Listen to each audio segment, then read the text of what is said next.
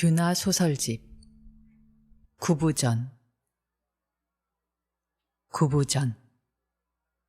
낭독 박희은. 시아버지가 땅속에 묻힌 지 보름쯤 지난 날 밤이었습니다. 한참 잘 자고 있는데 멀리서 대문을 쿵쿵 두들기는 소리가 들렸습니다. 그와 함께 저음으로 웅웅 울리는 남자 목소리가 났어요. 자정이 한참 지난 한밤중에 누가 대문을 두드리며 이리 오너라 라고 외치고 있었습니다. 짜증이 난 저는 이불에서 기어 나왔습니다. 별땅까지 들릴 정도로 요란하게 고함을 지르고 있는데 바깥 행랑채 사람들은 도대체 뭐하고 있는 것일까요? 무엇보다 도대체 뭐하는 사람인데 한밤중에 남의 집 앞에서 저 난리냔 말입니다. 하품을 하며 안채 쪽으로 걸어 나왔는데 분위기가 이상했습니다. 열린 중문 너머로 집안 여자들과 종과 머슴들이 몰려나와 있는 게 보였는데 아무도 문을 열어주려 하지 않았어요. 다들 문 두드리는 소리가 날 때마다 멈칫거리며 수군대고 있었습니다. 밤바람에 정신이 맑아지자 저 역시 그들이 왜 그러는지 알 수 있었습니다. 죽은 시아버지의 목소리였습니다. 사람들은 무서워하면서도 어리둥절해했습니다. 유교 세계관과 잘 맞지는 않았겠지만 조선에서도 많은 사람들이 귀신을 믿었습니다. 하지만 조선 사람들이 믿는 귀신은 자기 집 문을 두드리며 이리 오너라를 외치지 않습니다. 그들은 너무 이른 매장이나 캐털랩시에 대해서도 몰랐습니다. 지금 일어나고 있는 일은 무섭기도 했지만 일단 부조리했습니다. 가장 먼저 움직인 것은 시어머니였습니다.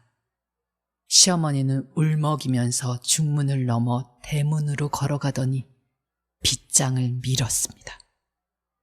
옆에 있던 청지기 영감과 머슴 한 명이 시어머니를 거들었죠.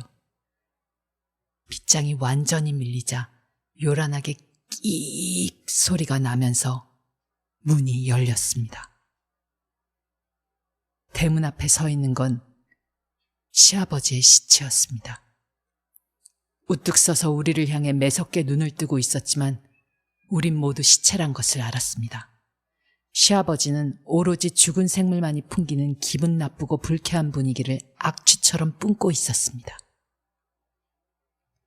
시아버지는 시체였지만 살아있었던 지난 몇 달 때보다 몇 배는 건강해 보였습니다. 살이 쪄 있었고 벌어진 흙투성이 수위 사이로 둥그렇게 부푼 배가 보였습니다.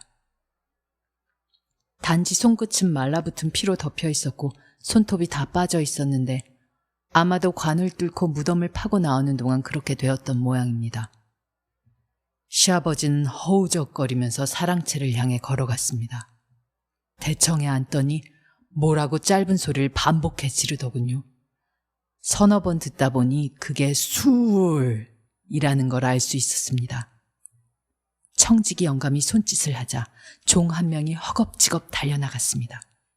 그동안 시어머니는 다른 머슴들을 바깥에 내보냈는데 그 지시가 무덤 옆 움막을 지키고 있던 아들들이 어떻게 되었는지 가보라는 말이었다는 건 나중에 알았습니다.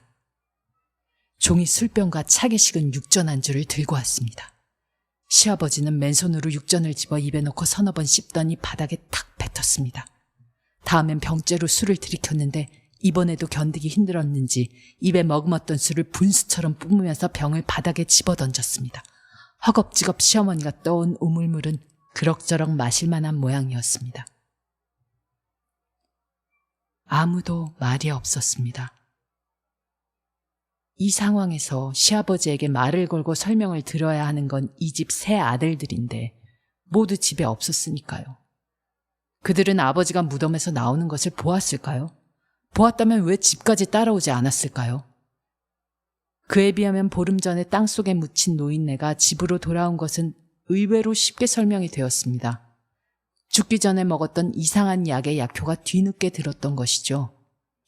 이상한 일이었지만 삶과 죽음의 경계선이 서양에서만큼 신성화되지 않았던 조선 사람들에겐 충분히 먹힐 수 있는 설명이었습니다.